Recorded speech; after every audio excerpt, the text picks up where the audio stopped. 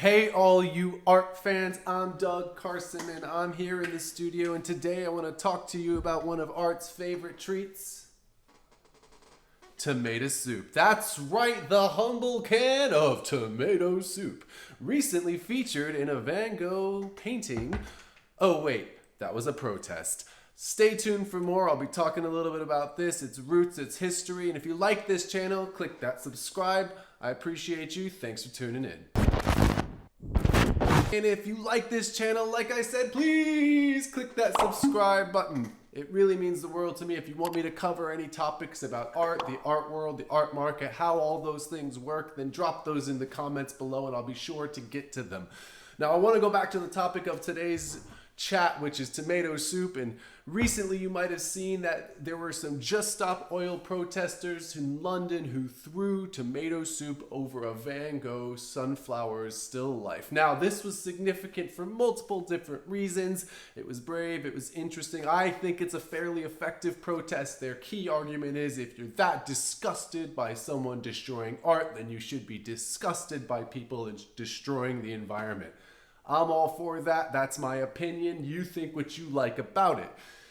Now, where it gets interesting is they are not the first people to use tomato soup as a commentary about the industrialized process. So let's rewind back to the 1960s when the great and all-powerful Andy Warhol broke through into the international art world with his repeating still lifes of, you guessed it, tomato soup. Now, to be fair, this is Heinz, his was Campbell's, same, but it was a commentary on the industrialization of food, the commodification of food, and the affordability of food. Now, by all accounts, Andy Warhol, who lived with his mother until his death, was also eating tomato soup from Campbell's about 2 to 3 times a day. So he was actually a genuine fan of what he was painting. So, not so surprising, but if you look at his portraits carefully, and I'll throw one up here on the screen, looks a lot like a shopping aisle, doesn't it?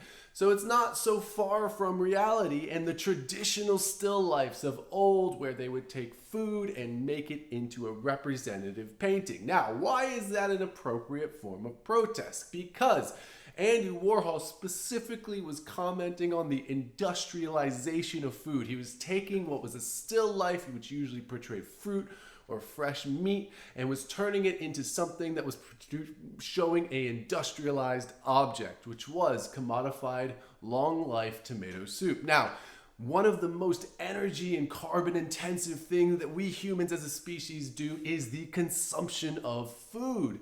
So to use food as a protest against our carbon consumption is actually a very appropriate way of doing it. I'm actually quite impressed and happy that this kind of behavior is taking place.